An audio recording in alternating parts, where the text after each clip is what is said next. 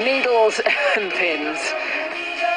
And that's The Searchers. Of course, we're talking acupuncture, actually, so I think a very, very apt tune this afternoon. Joined in the studio by Rhiannon Griffiths, and she treats her patients with acupuncture at the White House in Thame. And we're actually joined on the phone at the moment by Jeffrey. Now, Jeffrey is one of your patients, Rhiannon. Yeah. Hello, Jeffrey. Hello. Welcome to the show. Thank you very much. Now, you went to Rhiannon, didn't you, because you were having a few problems. Just explain what they were, Jeffrey. Well, I've been going to acupuncture now for about 25 years. It started, as you mentioned just now, that I was recommended by my doctor. I have arthritis quite badly in my wrists and hands, and he suggested going to an acupuncture, which sort of complements the treatment that he was doing, because his wife was also going. But so I had the treatment for that, and it works very well. It keeps it more or less under control. But there are many other things, of course, which Rhiannon has done.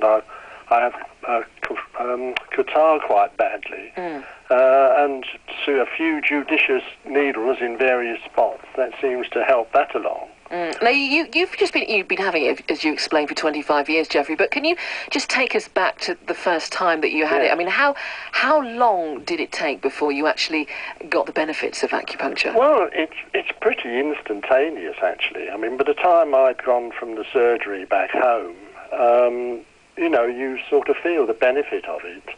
As far as treatment of catarrh and things like that is concerned, it's almost instantaneous, because you can feel it gradually clearing from your sinuses. For some of the bone ones, I imagine that would probably take a bit longer. But the actual treatment and the effect of the treatment is pretty quick. And how often do you have it, Jeffrey? I go once a month. Mainly, I go because I think it does me good, and I don't necessarily keep having to take tablets. I take so many tablets for various bits and pieces. I rattle when I finish. Now, obviously, you're a great advocate of acupuncture, and you know Rhiannon very, very well. So say hello to Rhiannon. She's here sitting next to me, Jeffrey, Rhiannon. in the studio. Hi, Jeffrey. now, Rhiannon, can you just explain about this overall feeling of health that Jeffrey mentioned? I mean, you hear acupuncture being good for well-being, but what are the benefits of coming for acupuncture? No, definitely. I mean, most people know that acupuncture is good for physical things like bad backs, frozen shoulders, and even for migraine or fertility. They're kind of the really popular, more well-known things. But the great thing about acupuncture is that it never just treats one thing on its own. Everything is interlinked, and when one part of the body is rebalanced or given some attention, then many other things will also click into place too. So usually patients will feel additional benefits from treatment other than the main condition that they came for. Can I just go back to Jeffrey, actually, at the moment? I mean, Jeffrey, what did you feel that was something that was particularly apparent after having the acupuncture within the sort of feeling of well-being? Did you have more energy? Or? Well, yes. Yeah, I mean, I was quite surprised, actually, by the side effects that came with it, because I initially went with, just the pains in my wrists and arms. But when I came out, I came out and I felt well.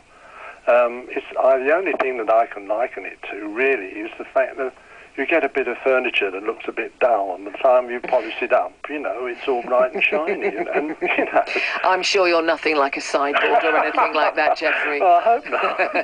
But, it's that sort of feeling. I feel well after I've had acupuncture, whereas I didn't necessarily feel so bright when I went in. I mean, you might think that the thought of having needles stuck in various parts of you would put you off, but it doesn't. I think that's a lot of people actually have to overcome their fear of needles. But would you mind me asking, being terribly rude, which decade are you in, Jeffrey? You sound like a very sprightly gentleman, but.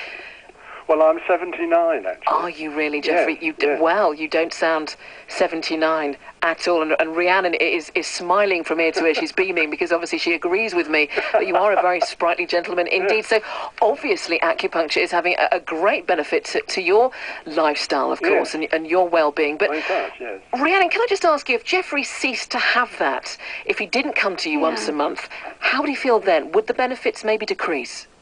They won't necessarily decrease, but usually what happens is they kind of ebb off over a certain amount of time. So Jeffrey's obviously identified that kind of having once a month treatment is just about the right time for him. So he might feel that the benefits of treatment would be kind of falling away a little bit as he reaches that kind of monthly thing. But I have patients that come once every 6 weeks, once every few months, or even some patients come, say, once a year for a kind of MOT. So it really is whatever works for them, really. Yeah, absolutely. Jeffrey, can I just say thank you very much for joining us this afternoon. It's been wonderful speaking to you, and obviously carry on with whatever you're doing, because you sound remarkable. Thank you very much, Jeffrey. Okay, thanks. Thank you. Bye. Now, Rhiannon, just going back to you, I mean, it really can treat anything and everything, can't it? I mean, let's just go into the other areas that it can treat as well, acupuncture. I mean, obviously digestion. What about sleep patterns as well? Because a lot of people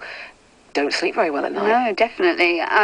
Acupuncture is great for sleep. It's one of those kind of more, not necessarily emotional things, but it's those things that I am most passionate about treating. It's not necessarily the poster things for acupuncture, like the bad backs or frozen shoulders, that I really enjoy treating. It's the lesser known things. So things like supporting people emotionally, helping with stress, depression, anxiety, and, like you say, sleep issues. It doesn't need to be as heavy as that or have those particular labels. It might just be that someone's not feeling quite right in themselves and haven't been for a long time. Well, we're going to talk to another of your patients in a moment. I know we're going to talk sort of more about asthma and hay fever and the benefits of acupuncture with that, but we're just going to go to the travel next. BBC Radio Oxford.